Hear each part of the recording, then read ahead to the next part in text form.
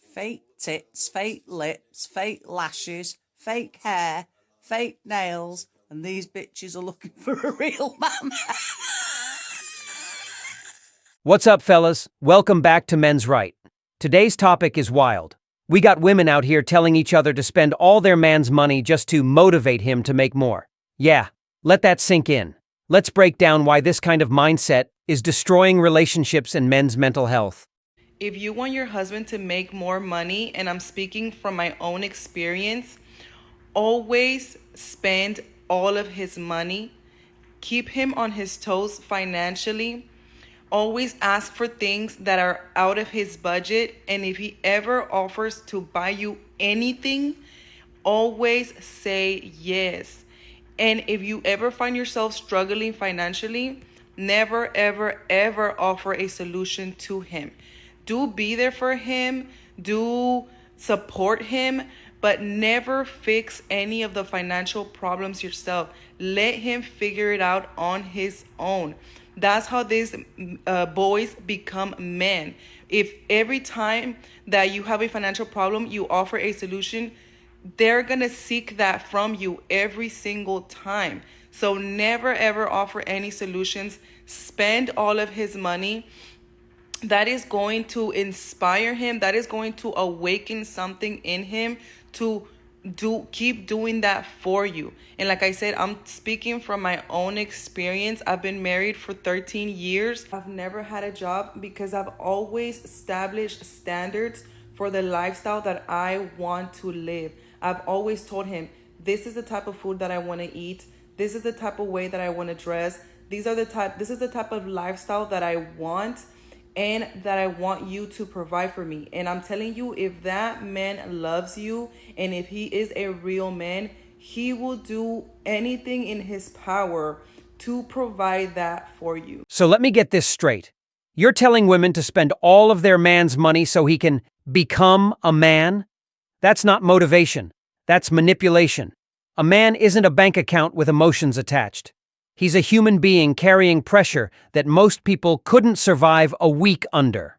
Statistically, men are 3 times more likely to commit suicide due to financial stress. 76% of men say their biggest anxiety in life is not being able to provide. And here you are, telling women to add more pressure on purpose.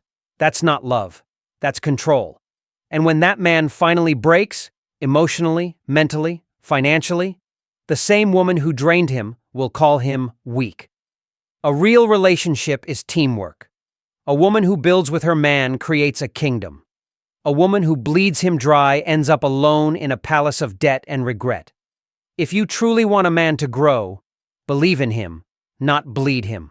I'm gonna be 100% honest. I don't care how men feel about women not wanting to have kids.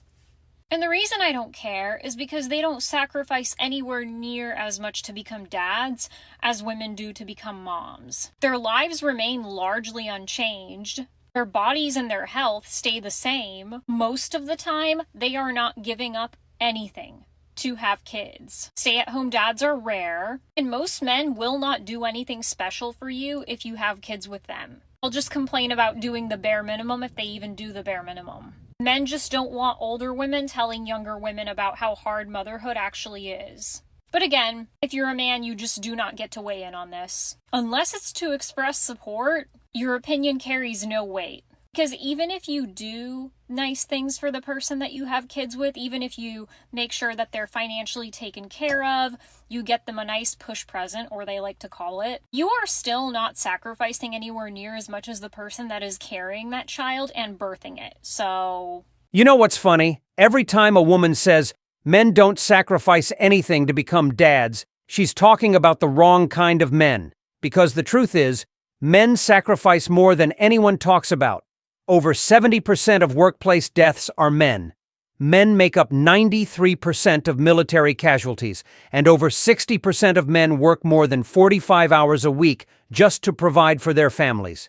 That's not unchanged. That's a lifetime of sacrifice that nobody thanks them for. You say men's bodies don't change? Well, men's mental health does. Studies show that new fathers experience a 26% higher risk of depression after having kids. And financially, The average father spends 25% of his income directly on his children every month. And yet, women like you say, men's opinions don't matter. If men have no say in whether a woman keeps a child but still pay 18 years of support, that's not equality, that's silence with a price tag. Motherhood is tough, no one denies that. But fatherhood is invisible. And that's the problem. Men's sacrifices don't trend, they just build the world we live in. I am going to get so much hate for saying this, but I don't care. Someone has to say it. I know all of you married women that are miserable are thinking it, and you're afraid to speak it. No one talks about the brutal reality that the widow fantasy is real. Maybe you don't believe in divorce. You don't want to go through divorce. You don't want to put your family through that and your kids, but you do want the marriage to end.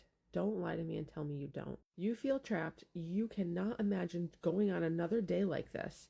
And so you play the widow fantasy over and over in your mind. And let's be honest, you would be a great widow. Because the truth is that divorce is messy and divorce is painful and there's just loose ends everywhere. But when someone dies, we can all understand that. We all know that we're all going to die. So we could just put a little bow on that. We could just wrap that life right up. And in a lot of ways, it's easier. It's easier. People will say that it would have been easier if he had died. Depending on what you're facing after the divorce and how nasty things can get, yes, sometimes someone dying is easier. It's an easier way out. And when you're in that much pain and when you are so lonely and so miserable, you're looking for ease. I don't blame you. I'm not saying you're going to kill the guy, but I understand the fantasy. And it doesn't mean you want something horrible and atrocious to happen to the man. You're just hoping he has the big one in the middle of the night. All I'm saying is the widow fantasy is alive and well. And if you're thinking it, there's nothing wrong with you. It's normal. And if you're saying it's not, you're lying. This right here is exactly why so many men are walking away from marriage. Because even in a world where men work hard, stay loyal, and provide for their families, some women still sit in silence, secretly wishing their husbands were gone. Not divorced. Gone. And yet society still paints men as the problem. You don't hear men talking about widow fantasies. You don't see men fantasizing about their wives dying in their sleep. Statistically, men suffer far more in divorce. 80% of divorces are initiated by women, and after that, men are more likely to lose their homes, their children, and even their mental health. But no one talks about that. Instead, we normalize this kind of mindset, like it's understandable. It's not. It's a reflection of how far modern relationships have fallen. Men used to fear losing their wives to another man. Now, they fear losing everything to the woman they married. So when men say they don't want to get married anymore, this is why. Because somewhere along the way, love stopped being sacred and turned into survival. Men, think about it. Women can have fake hair, fake lips, makeup, and all the filters in the world. But they still want real men. They want strength, integrity, and someone who won't bend for games or manipulation.